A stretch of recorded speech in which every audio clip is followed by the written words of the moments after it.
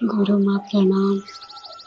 मैंने जो गुरु मंत्र साधना जो मैं कर रही थी माँ, 22 तारीख को मैं आपको ये बताना भूल गई कि जब मैं साधना कर रही थी, जब मेरे हाथ पैर शून्य हुए और जब मेरा चेहरा शून्य हुआ, उस वक्त मुझे जोर से चक्कर आया था और अचानक तब मैंने ये सब दृश्य देखा था माँ, कि मैंने देखा कि एक झोपड़ी है और वो झोपड़ी पूरी तरह से मुझे नहीं दिख रही थी।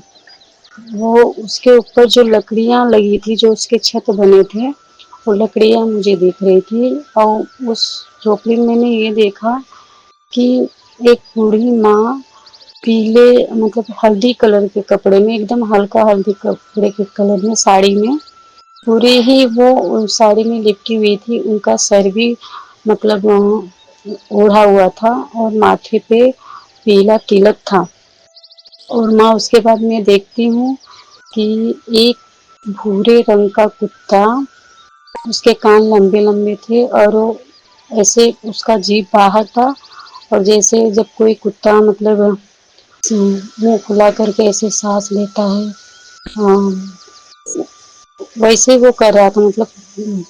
उसके मुंह खुले हुए तो जीभ बाहर थे, और वो उसी तरह वो कर रहा था। और उसके बाद में ये देखती हूँ माँ, ये भी बोलना भूल गई, मैंने जो हाथी देखे थे ना, वो हाथी वो हाथी के मस्तक पे विष्णु भगवान के मस्तक पे जैसे तिलक रहते, उसी प्रकार ही तिलक थे वो हाथी के। और हाथी ऐसे सूंड हिला रहा था।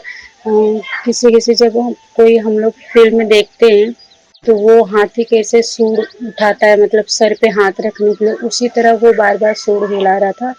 और मैं यही आपको बताना भूल गई कि वो हाथी के आगे बाबा बैठे हुए थे, ये मैंने देखा था उनको, ये मैं आपको बताना भूल गई। उसके बाद मैंने ये देखा कि एक बहुत बड़ा जगह है, बहुत बड़ी ज़मीन है, और उस ज़मीन पे घास है, हरियाली है पूरी, लेकिन आस-पास कुछ और नहीं है, खाली एक पेड़ है। और एक पेड़ है, वो पेड़ कैसा है, उसकी जो तनाएँ हैं और उसकी जो पत्तियाँ हैं, पूरी पूरा घना है, एकदम गोल सा पूरा घना हुआ। उस पेड़ के नीचे बाबा बैठे हुए थे ज्ञान मुद्रा में। ये मैंने देखा माँ, 22 तारीख को। और मैं अपनी माँ बगला मुखी से क्षमा मांगती कि मैं इनको पहचान नहीं पाई माँ, बाबा को भी नहीं पहचान पाई, इसके लिए मैं क्षमा मांगती हूँ माँ। बाबा से भी क्षमा मांगती हूँ और माँ बगला मुखी से भी क्षमा मांगती हूँ। लेकिन माँ एक बात बोलूँ, जब मैं साधना करने बैठती थी ना और मेरे हाथ पैर शून्य हो जाते, ध्यान मेरे उसकी वजह से टूट जाते, तो मैं बाबा के पास 2 बार रोई थी। और मैंने बाबा से कहा, बाबा मैं मैं आपका स्थिर होकर साधना नहीं कर पा रही हूँ ना, आपके मंत्र जाप नहीं कर पा रही हूँ, मुझे क्षमा करना। आप तो जानते हो कि मैं शारीरिक शरीर से मैं कमज़ोर हूँ, मुझे क्षमा करना, आपकी बच्ची हूँ बाबा। बस यही बाबा से मैंने प्रार्थना किया था। गुरु माँ प्रणाम।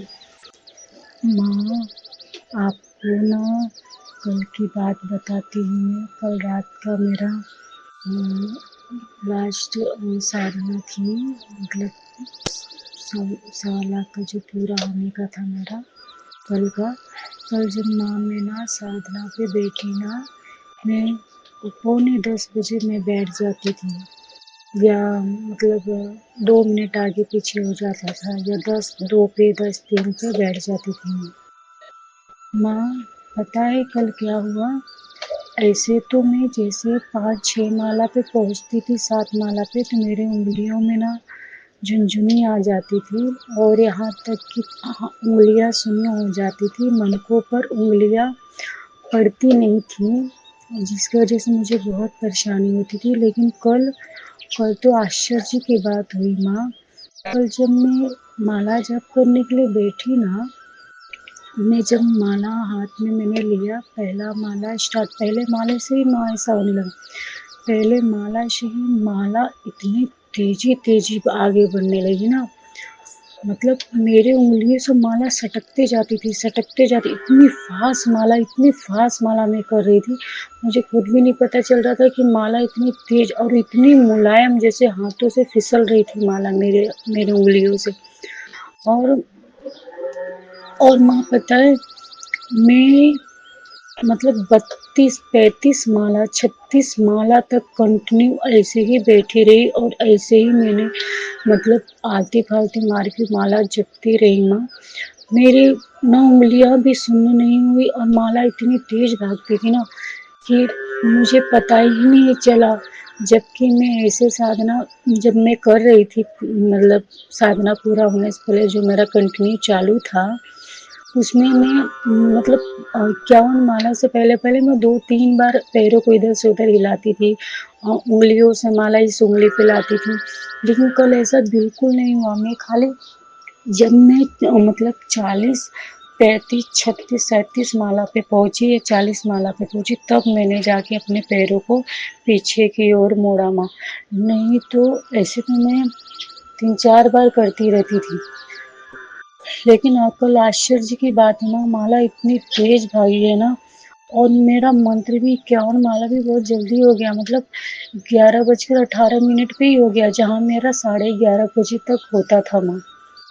कल ऐसा हुआ माँ। और कल भी बहुत मस्त ध्यान लगा था मेरा, बहुत अच्छा ध्यान लगा था। प्रणाम माँ।